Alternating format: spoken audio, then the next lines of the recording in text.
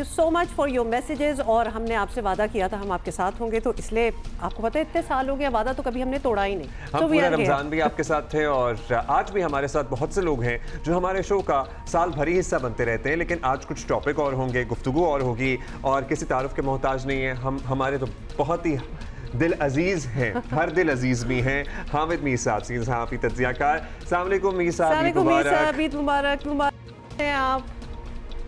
वालेकुम सलाम, आप दोनों को भी ईद मुबारक और आपके सब देखने वालों को भी ईद मुबारक। Lovely, it's so good to have you over. Mir साहब, what is a usual Eid like? आपका ईद का जो दिन है, हम इतने बरसों से आपको देख रहे हैं, लोगों का एक कनेक्शन डेवलप हो गया है आपके साथ, आपकी गुफ्तगू के साथ। वो ये भी जानना चाहते हैं कि भाई हामिद मीर साहब ईद का पहला दिन या दूसरा दिन क्या करते हैं, किसके साथ गुजारते हैं, क्या खाना खाते हैं? खाने अच्छा, में खुश हुए हैं। जो छोटी ईद है उस पर तो मैं ईद वाले दिन काफ़ी खाता पीता हूँ, क्योंकि रोज़ों के बाद आपको छूट मिलती है तो आप काफ़ी कुछ खा पी सकते हैं। लेकिन जो बड़ी ईद होती है ना, उस पर मैं ज़्यादा नहीं खा पी सकता। लेकिन ये जो छोटी ईद होती है, इसमें आप खुशियाँ भी बांटते हैं और दुख भी बांटते हैं। लेकिन ये जो ईद है, इस दफ़ा सिर्फ खुशियाँ नहीं बांटनी, कुछ दुख भी बांटने हैं, क्योंकि हमारे बहुत से ऐसे भी पाकिस्तानी हैं जो कि इस ईद पे भी सड़कों पे थे और अपने जो लापता प्यारे हैं उनकी बाजियाबी के लिए उन्होंने कराची में भी मुजाहरा किया और भी पाकिस्तान के शहरों में मुजाहरे किए। तो थोड़ा सा कुछ लोगों को जो हम जानते हैं तो उनको भी फ़ोन करके उनके साथ यकजहती का इजहार करते हैं। और ज़ाहिरी बात है, जो खुश हैं उनके साथ खुशियाँ बांटते हैं, जो दुखी हैं उनके साथ दुख बांटते हैं, उनको बताते हैं जी कि आप बेफिक्र हो जाएं, हम आपके साथ खड़े हैं। और इस दौरान जब थोड़ी सी शाम हो जाती है तो फिर मैं कोई किताब निकाल लेता हूँ। ईद से पहले मैंने 3-4 किताबें ख़रीद ली हुई हैं, तो अब रात तक वो किताबें पढ़ेंगे, क्योंकि अनइंटरप्टेड बुक रीडिंग जो है उसका मौका तो कभी कभी मिलता है। जी, that is ईद के also a 2-3 gift. दिन जो है, हाँ, तो किताबें पढ़ेंगे जी। अच्छा, तो मीर साहब, is this the only time जो आपको लेट्स सपोज फ्री मिलता है for your own self, for your family? Because हमें पता है कि पूरा साल तो बिजी होता है वैसे भी हर किसी का, और ख़ास तौर पे a personality like your self, और माशाल्लाह पॉलिटिक्स जो हमारे मुल्क में है वो तो किसी को कोई ब्रेक देती नहीं है। Do you actively take out this time, ये जो 2-3 दिन होते हैं ईद के, कि ईद तो है ही लेकिन उसकी आड़ में अपनी ब्रेक भी एक हो जाए, तो यू डू दैट? देखिए, सच्ची बात यह है कि ये थोड़ा सा टाइम मिलता है ईद के दिनों में, और जिस तरह के आप भी ईद पे शोज़ कर रहे हैं और मुझे भी कर रहे हैं, तो साथ में ये भी चलता है। लेकिन थोड़ा सा आप अपने आप को रिलैक्स फील करते हैं कि जो दिन का जो टाइम है ना, उसमें आपका मेल जोल ज़रा ज़्यादा होता है लोगों के साथ। तो लेकिन कई ईदें ऐसी भी गुजरती हैं कि आप लाइव कैमरे के सामने बैठे हुए हैं जी। इस तरह आपके साथ भी हुआ होगा और इस तरह मेरे साथ भी कई दफ़ा हो चुका है। तो लेकिन ये हमारा जो प्रोफेशन है ना, ये 9 to 5 जॉब तो है नहीं है। True. ये तो 24 आवर एक वे ऑफ लाइफ बन जाता है आपका। True. तो ईद के दिन भी और ईद से अगले दिन भी आपको कुछ ऐसे लोगों से भी मुलाकात करनी पड़ती है कि जो बाज नहीं आएंगे, आपसे पूछेंगे क्या खबर है, क्या हो रहा है, क्या आपको पता है थोड़ी देर में हम भी आपसे पूछेंगे। हम उधर उस तरफ ही जा रहे हैं। तो वो हमारी जो ईद है वो जर्नलिज्म के गिर्द ही घूमती रहती है। ये अब एक रियलिटी है, इससे हम इनकार नहीं कर सकते। बिल्कुल ऐसा है, और बहुत सी सारी बातें हैं जो हम करना चाहते हैं आपसे। मीर साहब, you being a season journalist, जो डिजिटल एज है, ज़ाहिर है हम सब ने भी उसको आते हुए देखा, फिर उसके साथ अपने आप को अडेप्ट किया। बहुत सारे तहफ़्फ़ुज़ात भी हैं उस पर, झूठ को किस तरह प्रोपिगेट किया जाता है, झूठी खबरें किस तरह फैलाई जाती हैं। सहाफ़ी बाकायदा आलाकार बने हुए हैं झूठ को प्रोपिगेट करने का। डू यू थिंक के वक्त के साथ हम खुद ही अपनी तस्दीक कर लेंगे और फ़िल्टर आउट हो जाएगा, सब चीज़ें स्ट्रीमलाइन हो जाएंगी, या कोई कवानीन लाना होंगे, कोई पाबंदियां हो सकती हैं, कोई वर्क बनाना होगा, क्या होगा? अब्दुल्ला साहब, मेरी राय इस मामले पे ज़रा थोड़ी मुख्तलिफ है। वो ये है कि झूठ झूठ है और सच सच है, और झूठ से आपको घबराना नहीं चाहिए, और झूठ जो है उसके मुकाबले पे आपको खड़े हो जाना चाहिए। और झूठ का मुकाबला पाबंदियों से नहीं हो सकता। हाँ, झूठ को रोकने के लिए रेगुलेशन ज़रूर होनी चाहिए, लेकिन पाकिस्तान में झूठ को रोकने के तो पहले ही 1001 कवानीन है, और इस वक्त भी डेफेमेशन लॉ भी है, और पीका ऑर्डिनेंस भी है, कंटेम्प्ट ऑफ कोर्ट भी है, और इसके अलावा ऑफिशियल सीक्रेट एक्ट भी है। मैं आपको बहुत से कवानीन गिनवा सकता हूँ, इतने ज़्यादा कवानीन हैं। ये वो कवानीन है कि जिनका सामना मैंने अपने जर्नलिस्टिक कैरियर में एक दफ़ा नहीं कई दफ़ा किया, बल्कि सहाफ़ियों पर तो कत्ल की झूठी FIR भी हो जाती है, हमारे पे तो दहशतगर्दी की झूठी FIR भी हो जाती है। तो ये जो लोग कह रहे हैं ना जी, ओहो जी सोशल मीडिया पे झूठ का तूफ़ान है, ओहो जी पाकिस्तान को बड़ा ख़तरा है जी, को नया कानून लेके आना है। इन्होंने झूठ के ख़िलाफ़ कानून नहीं लेके आना, इन्होंने सच के ख़िलाफ़ कानून लेके आना है। ये झूठ से नहीं घबराते, झूठ तो ये खुद बोलते हैं और झूठ खुद फैलाते हैं। इनका प्रॉब्लम सच्चाई है, इन्होंने सच्चाई को रोकने की कोशिश करनी है।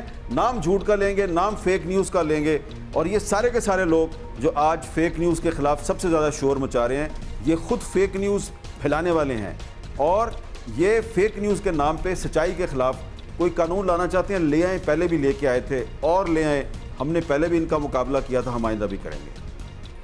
अच्छा मीर साहब, ईद की चूँकि हम बात कर रहे हैं और ईद पे ये सारी बातें हो रही हैं, पिछले 1-2 सालों से हमने देखा है, और ख़ास तौर पे इस साल कि ये जो रिकॉर्ड महंगाई की ऑलमोस्ट एक समझें कि ओलंपिक्स की रेस है, और लग रहा है कि हम ही ने जीतना है, इसमें हमारी इतनी ज़्यादा महंगाई हो गई है। It has made it very difficult लोगों के लिए कोई मौका निकालना कि जिसमें खुशी हो। जैसे ईद होती थी जी, कपड़े शपड़े ले रहे हैं बच्चों के, और ज़रा नई चीज़ें आ रही हैं, घर बेहतर हो रहा है। अब ये बड़ी चैलेंजिंग चीज़ें हो गई हैं, छोटी छोटी ख्वाहिशात भी मुश्किल लगती हैं। आपको लगता है कि ये ट्रेंड जो है ये रिवर्स होगा इन दिस ईयर, या फिर आपको लगता है बहुत मुश्किल है, अभी टाइम लगेगा? देखिए हुमा साहबा, ये है ना असल इशू, ये है पाकिस्तान का असल इशू। ये जो पहले मैं कह रहा था ना कि ये जो फेक न्यूज़ फैलाने वाले लोग हैं, यही फेक न्यूज़ के नाम पे सच्चाई को रोकना चाहते हैं। देखिए ना, इनको इस इशू को एड्रेस करना चाहिए जो आपने उठाया है। आप देखिए, जो रमज़ान का महीना गुजरा है, इस रमज़ान के महीने में जो महंगाई का तूफ़ान था, वैसे तो हर रमज़ान में ही आता है, इस रमज़ान में कोई एक्स्ट्रा ऑर्डनरी तूफ़ान मुझे नज़र आया है महंगाई का। और मैंने देखा, मैं आम तौर पे शॉपिंग करने वाला आदमी नहीं हूँ, लेकिन इस दफ़ा मुझे भी अमरे मजबूरी फैमिली के साथ मार्केट में जाके शॉपिंग करनी पड़ी। शायद वो मुझे जानबूझ के अपने साथ लेके गए थे ताकि मुझे पता चले कि महंगाई कितनी हो गई, और आपको देख के कुछ डिस्काउंट मिल जाए। Maybe you are the ATM of your family. यकीन करें कि मेरे 14 तबक रोशन हो गए। मुझे ऐसे लग रहा था कि ये मैं कुछ शॉपिंग नहीं कर रहा, बल्कि मैं किसी कुएं में से ना पैसे निकाल के तो दुकानों पे निछावर करता जा रहा हूँ, और वो ख़त्म ही नहीं हो रहा है। इतनी ज़्यादा कीमतें हैं हर चीज़ की, और कि आम आदमी जो है वो क्या करेगा। और इसमें मैं ये भी बार बार सोच रहा था, ये रमज़ान का महीना है, जो चीज़ 100 रुपये की है उसको 300 रुपये में चार्ज किया जा रहा है, जो चीज़ 300 रुपये की है उसका 800 रुपया मांगा जा रहा है। तो ये हुकूमत का काम है ये चीज़ें देखना, ये इस तरफ नहीं देखे, इस तरफ इनकी कोई तवज्जो नहीं है। इनकी तवज्जो सिर्फ ये है कि जी वो सोशल मीडिया पे बड़ा झूठ का तूफान आया हुआ है, उसको आप कह रहे हैं हुकूमत का काम है, तवज्जो नहीं है। लेकिन आपने दुनिया फिरी है माशाल्लाह, वहाँ पे सड़क के किनारे लोग अपनी फ्रूट की बास्केट और एक डब्बा रख के चले जाते हैं। जो भी आने वाला होता है वो ईमानदारी के साथ 1 या 2 फल या सेब या केले उठाता है, उसके पैसे उस डब्बे में डालता है और आगे चला जाता है। वी एज ए नेशन, हमारी अपनी भी तो कुछ रिस्पॉन्सिबिलिटीज़ हैं जो हम बिल्कुल सरफे नज़र करते हैं। मतलब बहुत सारी कीमतों में इजाफे को हुकूमत को कंट्रोल करना चाहिए, लेकिन कुछ हमारे इर्द गिर्द भी लोग मौजूद हैं जो ओवर चार्जिंग करते हैं, नाजायज़ मुनाफे कमा रहे होते हैं। कुछ नहीं है, बहुत सारे नहीं, ज़्यादातर ऐसे ही बहुत से हैं। हम ना सिर्फ ओवर चार्जिंग करते हैं, बल्कि मैंने देखा इस दफ़ा रमज़ान के आखिरी दिनों में इस्लामाबाद के हर चौक पे, चौराहे पे ट्रैफिक पुलिस वैसे ही मोटरसाइकिल वाले को भी रोक रही है, औरतों को भी रोक रही है, बुजुर्गों को भी रोक रही है। उनका चलान किए जा रहे हैं, क्योंकि उन्होंने एक टारगेट मुकर्रर किया हुआ है कि ख़जाने में इतनी रकम भरनी है। जो कानून नाफिज करने के ज़िम्मेदार हैं वो लाकानूनियत करते हैं, और हम और आप जिन्होंने रमज़ान के महीने में अल्लाह ताला से वादा किया कि हमने ईमानदारी से ज़िंदगी गुजारनी है, सच बोल रहे हैं, और हम सिर्फ जो है ना वो एक खाना पीना बंद कर देते हैं और कहते हैं जी रोज़ा है, लेकिन बाकी सारे काम कर रहे हैं, झूठ भी बोल रहे हैं, बेईमानी भी कर रहे हैं, ज़ख़ीरा अंदोज़ी भी कर रहे हैं, ओवर चार्जिंग भी कर रहे हैं, सारे गलत काम करते हैं, लेकिन करप्ट जो है वो सिर्फ सियासतदान है। तो इसमें हमें देखना चाहिए कि क्या सिर्फ सियासतदानों को बुरा भला कह देने से पाकिस्तान की जो सोसाइटी है ये ठीक हो जाएगी? वो लोग जो पाकिस्तान का आइन तोड़ते हैं, आइन की परवाह नहीं करते, वो लोग जो कानून के नाम पे लाकानूनियत फैलाते हैं, क्या वो इस सारे बुरे काम में हिस्सा नहीं डाल रहे?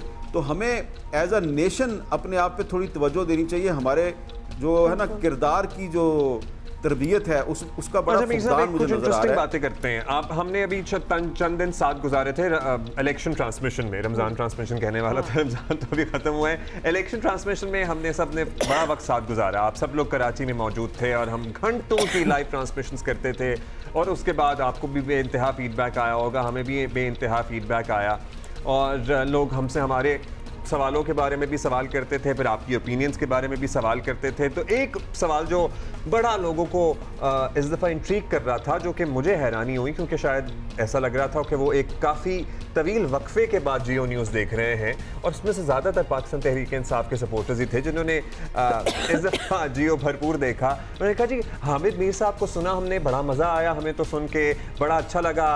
पहले तो ये फ़लाँ के बड़े ख़िलाफ़ होते थे, पहले तो ये फ़लाँ के बड़े ख़िलाफ़ होते थे। तो ये जो लोगों के जहन में बन जाते हैं आइडियाज़, इसको कैसे एड्रेस किया जाए?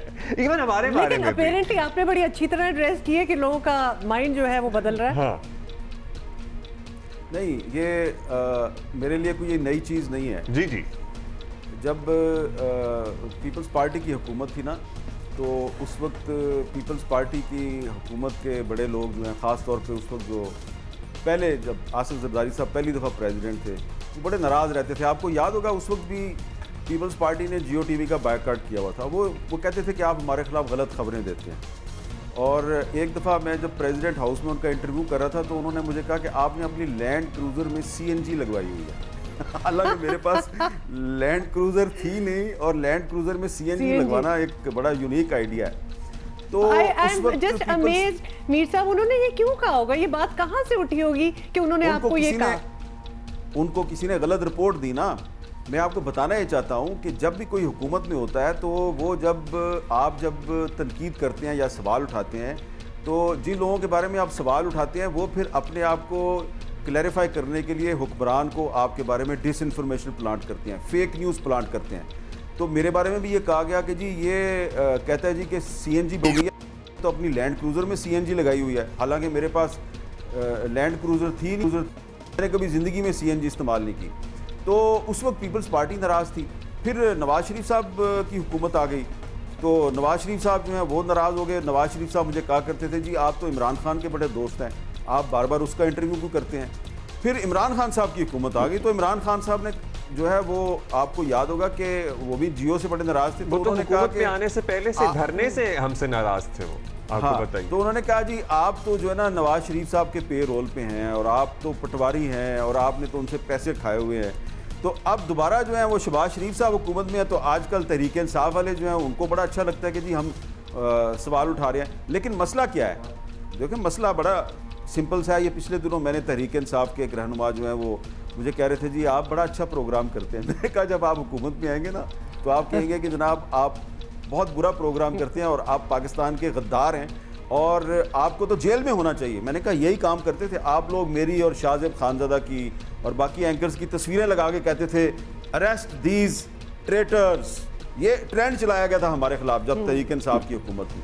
तो मैंने कहा ये देखें मसला ये है कि जो भी हुकूमत में आता है वो हमारे खिलाफ हो जाता है, इसलिए कि हम उसके बारे में सवाल उठाते हैं जिसके कंधों पे बैठ के आप हुकूमत में आते हैं। ख्वा आसिफ जरदारी हो, ख्वा नवाज शरीफ हो, ख्वा इमरान खान हो, कोई भी हो, कंधा तो एक ही इस्तेमाल करते हैं ना आप। तो वो कंधा जो है वो है प्रॉब्लम। जब आप कंधे पे सवार होकर इक़्तिदार में आना बंद कर देंगे तो शायद फिर इक़्तिदार में आने के बाद भी हम आपको अच्छे लगें। लेकिन हम जो है वो सवाल कर रहे होते हैं कंधे के बारे में, तो जवाब कंधा नहीं देता, जवाब आप लोग देते हैं जो कंधे में सवार हो। आप लोग हुकूमत में आते हैं, आप हमारे खिलाफ। ये भी एक चीज़, अभी पिछले घंटे में हमारे साथ शहरी रहमान साहिबा भी थी और हम उनसे भी ये सवाल कर रहे थे कि क्या अपोजिंग पॉलिटिकल आइडियाज़ या डिफरेंट पार्टीज़ के लोगों की अच्छी दोस्ती हो सकती है कि नहीं। आप बताएं एक सहाफ़ी और सियासतदान की अच्छी दोस्ती हो सकती है? हाय हाय, क्या ज़बरदस्त सवाल किया आपने।